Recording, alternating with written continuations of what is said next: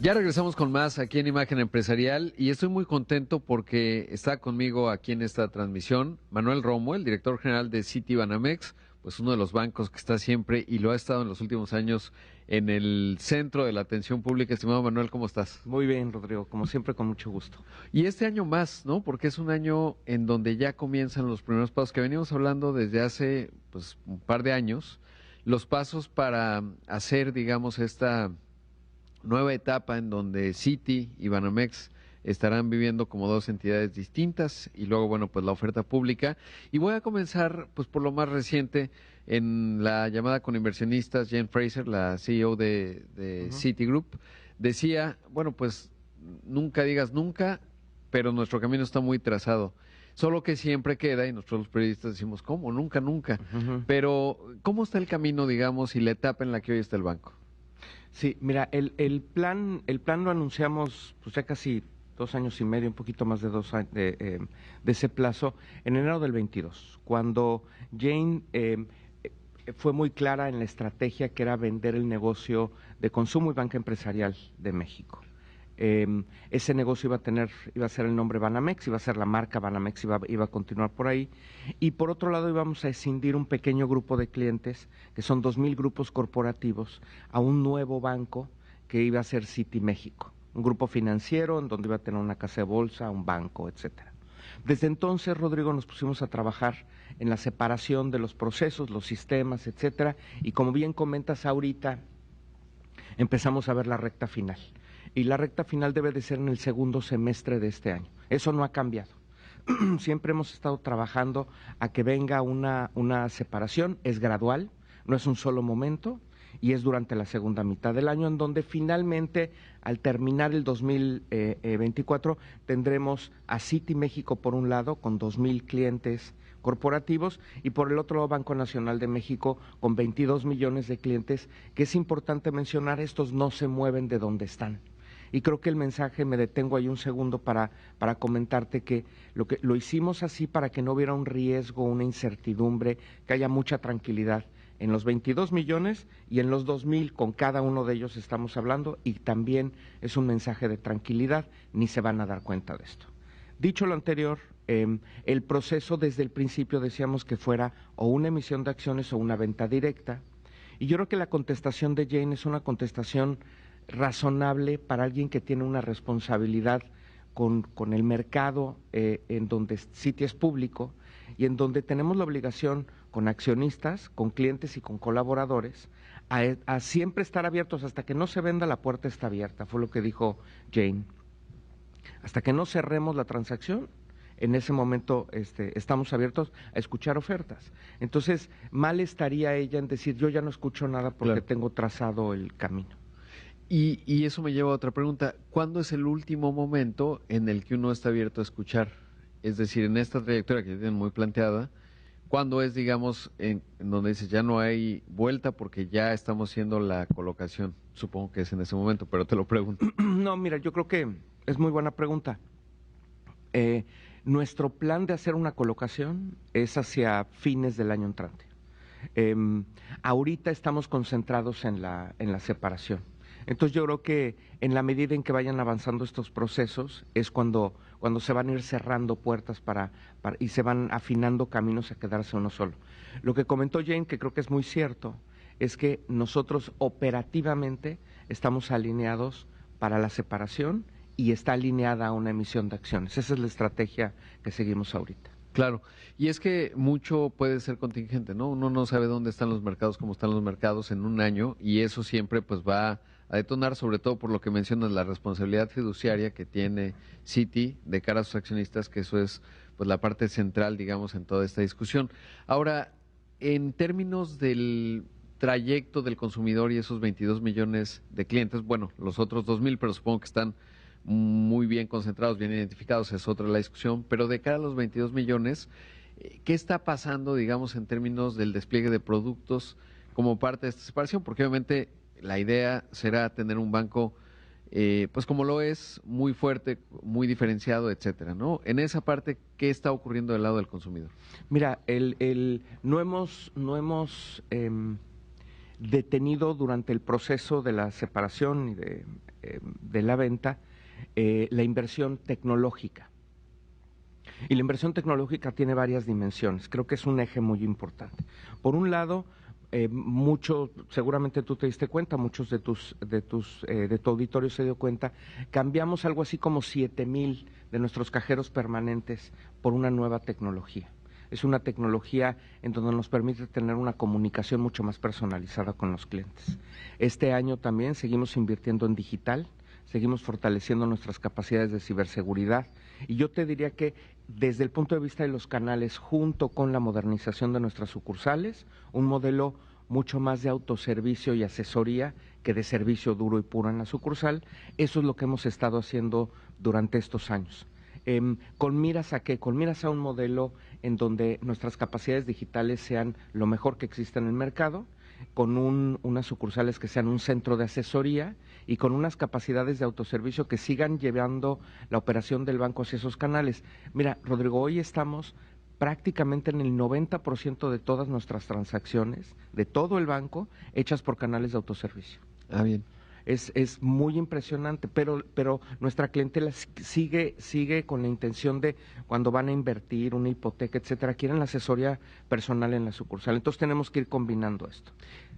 Y de los nuevos clientes, digamos, los que van integrando, ¿cómo está la adquisición digital? O digamos, ¿cuál es ese número? Sí, mira, nosotros estimamos que aproximadamente 60%, un poco más del 60% de todo producto nuevo que tenemos venga por canales de autoservicio digitales. Claro, y eso es fundamental en términos del desarrollo tecnológico, ¿no? Ahora, y además pensaría que el consumidor es híbrido, ¿no? Porque como bien dices, no es lo mismo una hipoteca que, digamos, transaccionar en esa parte que están viendo en cuanto al comportamiento. Mira, el cliente está utilizando todos los canales.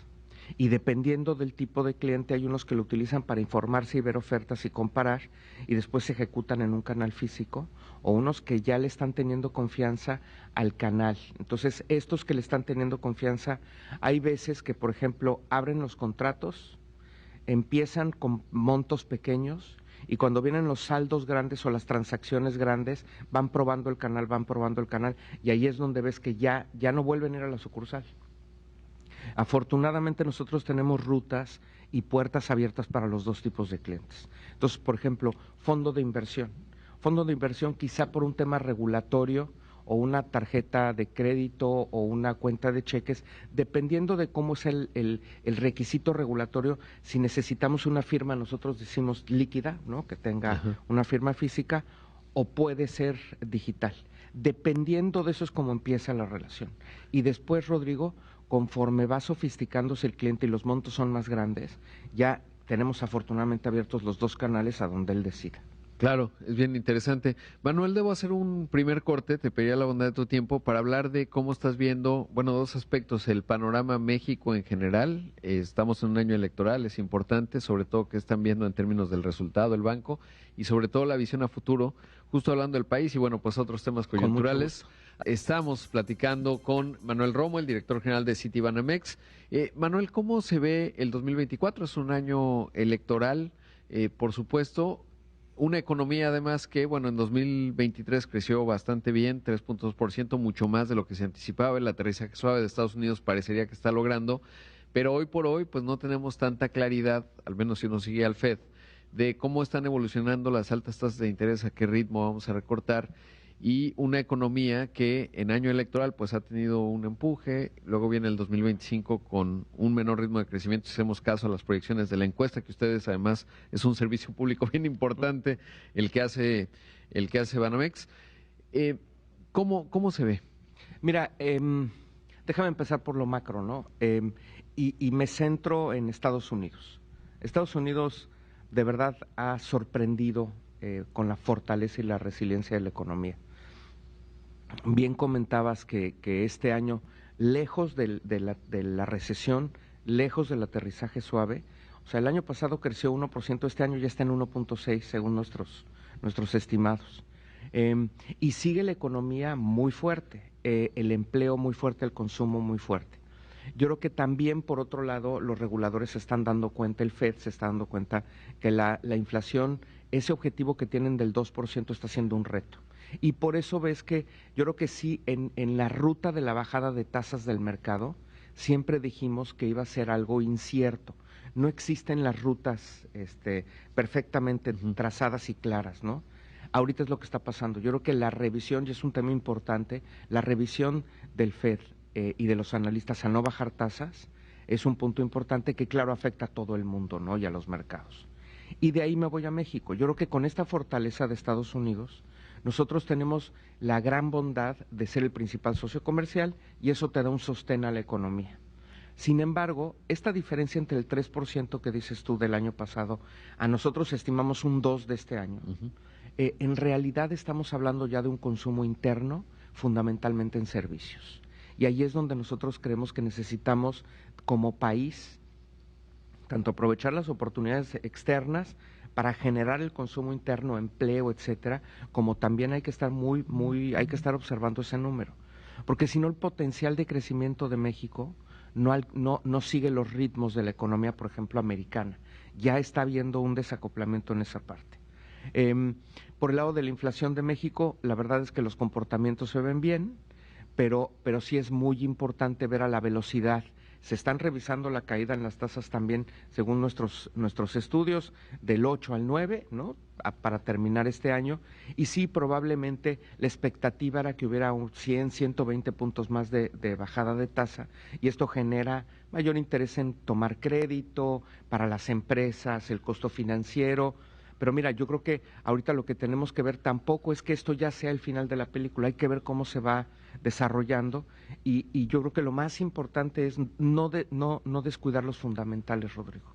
O sea, los mercados financieros pueden decir muchas cosas, pero son muy sensibles, son muy variables. No podemos perder de vista los esfuerzos de muy largo plazo, los esfuerzos estructurales que necesitamos. Claro, y ahí, digamos, lo digo con algo de mediano plazo, que son los precriterios que se han planteado. Sí. Hay que observar con mucha atención, por supuesto, cómo se van definiendo, qué, pero eso me parecería, bueno, hay dos formas de verlo, ¿no? El hecho, en términos de lo que eso va a implicar para el arranque de la economía en 2025 y para el arranque de una nueva administración, pero por otro lado, pues también que hay cierto grado de responsabilidad, es decir, no se ha dejado de ver la retroalimentación que te da el mercado, por decirlo así. Sí, los precriterios yo creo que son muy claros en hablar claramente de que este incremento en el nivel de deuda, ¿no? Del déficit en el país es un tema temporal. Y que primero yo creo que es muy bueno que estamos conscientes de lo que está pasando.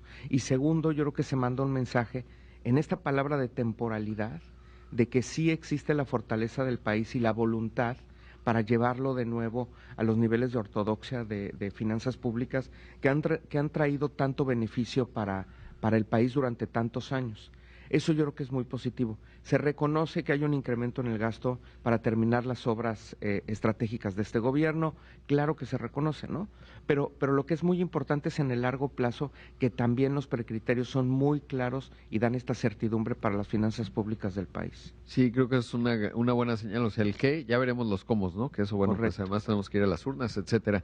Ahora, otro de los aspectos que está en el centro de la discusión, he visto, obviamente, he dado seguimiento, pues evidentemente mucho tiene que ver con ahora estamos con el tema de las pensiones, la Amafore, digamos, es la que lleva la voz cantante, pero ustedes, digamos, hay un impacto, de cara a ustedes, son montos muy pequeños, cuentas no reclamadas, etcétera, y sobre todo, bueno, pues cuál es la visión, porque esa es una pregunta que siempre está ahí, sí. Y de repente, más bien, contéstanos tú, porque no quiero elaborar más, digamos, con respecto pues a lo que genera de inquietud entre entre muchos. Tienes mejor respuesta que yo, pero te voy a decir lo que pienso. Mira, yo creo que para nosotros este monto son algo así como 3,900, 4,000 millones de pesos, que para la Afore, dando proporciones, nosotros tenemos la fortuna de administrar la confianza, algo así de 900,000 millones de pesos. Entonces, en realidad, es muy marginal respecto a la situación financiera y al manejo de fondos que tenemos nosotros.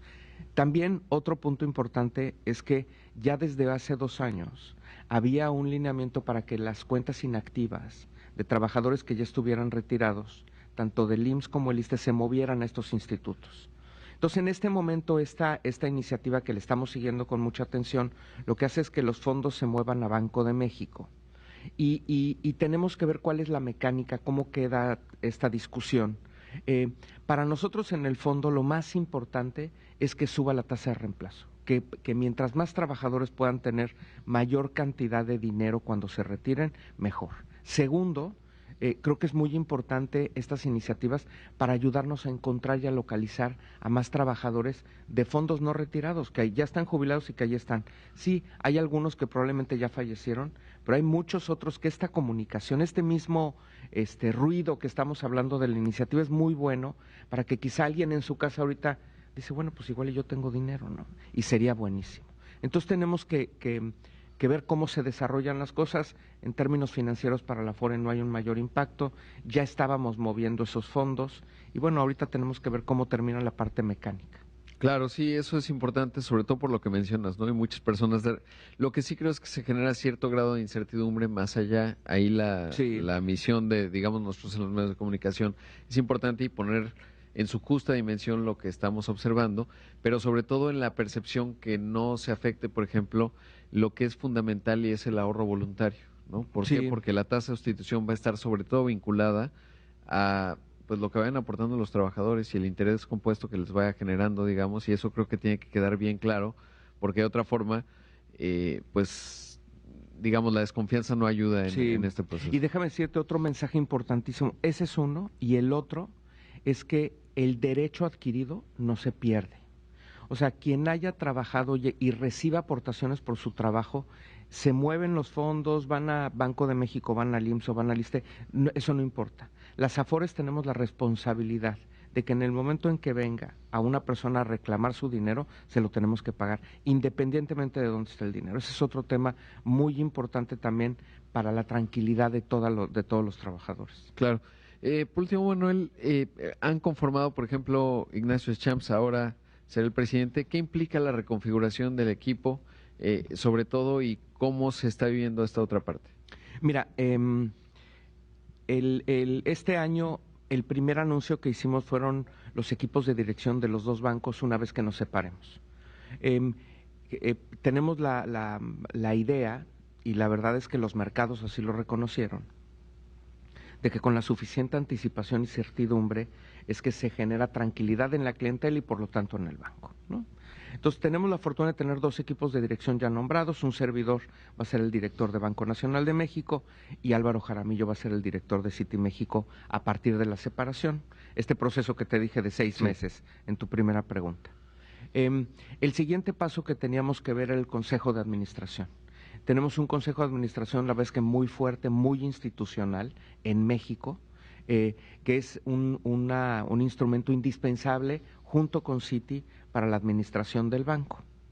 Pero cuando se empieza a ver el Consejo de Administración, y ahora me centro en Banco Nacional de México, como una entidad que va a salir a los mercados públicos, es muy importante robustecer aún más el gobierno corporativo con experiencia en los mercados internacionales, con independencia, con miembros independientes del Consejo de Administración, para que asesoren y ayuden a guiar los destinos del banco, a la dirección del banco y a la administración.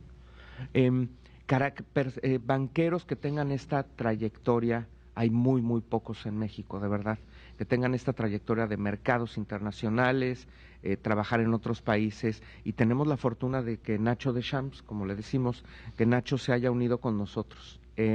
Ahorita él ya está en el Consejo de Administración de Citibanamex, ahorita es otro miembro, digamos, del Consejo, no es el presidente, pero lo que anunciamos es que en el momento en que se separe el Banco Nacional, Nacho será el presidente tanto del grupo financiero de Banamex como del banco. También anunciamos que Ernesto Torres, que actualmente es el director de internacional de Citi, continuará en el Consejo. Ya no va a ser el presidente del Consejo, va a ser uno de los miembros del Consejo. Enrique Castillo también se queda. Entonces, la verdad es que estamos muy orgullosos, ¿no? Muy, muy honrados de que personalidades de este calibre estén con nosotros en el Consejo. Sí, es un equipo clase mundial. Muchísimas gracias, Manuel. Rodrigo, un gusto, siempre un como gusto. siempre. Muchas gracias por el tiempo. Gracias. Ahí escuchamos y vimos a Manuel Romo, el director general de Citibanamex